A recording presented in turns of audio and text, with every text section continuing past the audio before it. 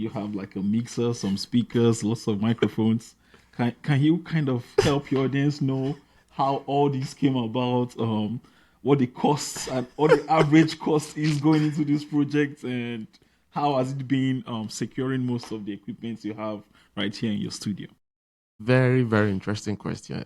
Honestly, I would say this is not actually a day's project or a year's project planning.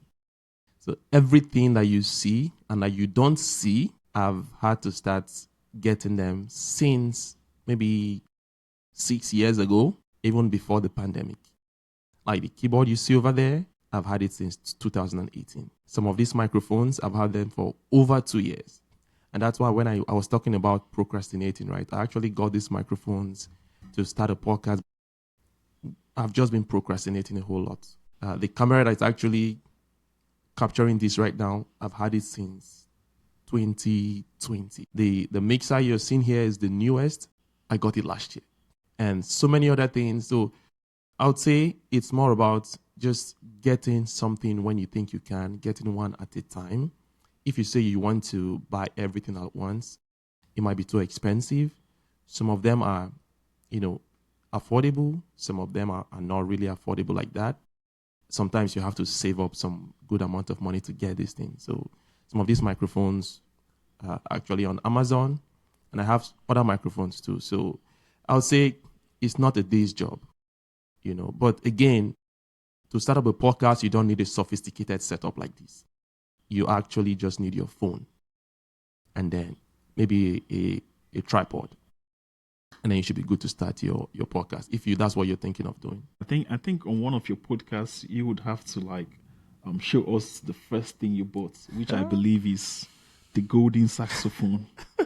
You would have to play that for your audience and kind of show everybody where you started from before we you got into this Most podcast. definitely. I'll be happy to do that. And I would also say I love gadgets, I love instruments, I love sound. So if you put all these things together, you see that they revolve around me, and that's what you're seeing today. Okay, actually, this whole live streaming is very new to me. So, It's new to me too, my guy. So pardon me if you see me looking down. I'm trying to look at all the questions I wrote, but it's all good. yeah. All right. So what's kind of diving a little bit? What would you say has been your biggest challenges along the Generally, or with this setup. with the setup for going into live streaming? What has Oof. So right now we are streaming on at least about 4 different platforms: YouTube, Facebook, Instagram, and TikTok. I'd say for me, initially, I thought it was just easy something to do, but you have to pay subscription. And I use a particular, I use a particular application that helps me to stream to as many platforms as I want, but you have to pay for it.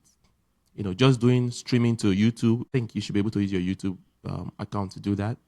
But if you want to stream to like multiple platforms at the same time, I didn't know that cost money.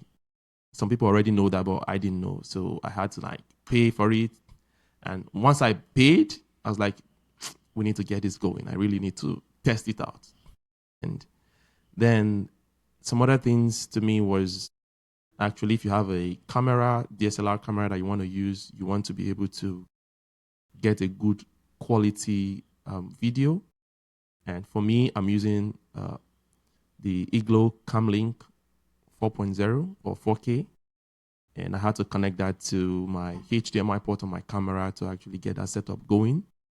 That's how we're able to, capture the video. And I had to use a mixer to, connect my microphone through XLR cables to the mixer. And then from the mixer, right now, I'm actually recording this on Ableton. So Ableton is like a digital audio interface whereby you can use it to collect your audio. So I'm recording it right now so that I can process it later on. But I'm also using the Wing mixer to send my audio to my OBS, and then from the OBS is connected to the streaming app that I'm using. So it's a lot of complicated setup. Like he said, I would take, on a very good day, I'm going to show you guys everything step by step, how I did all the connections. Because I know this might be a little bit complicated for people. So I'll be really, glad to do that someday. But again, this is our first live streaming ever in this podcast setup. And we're just trying to talk about some things.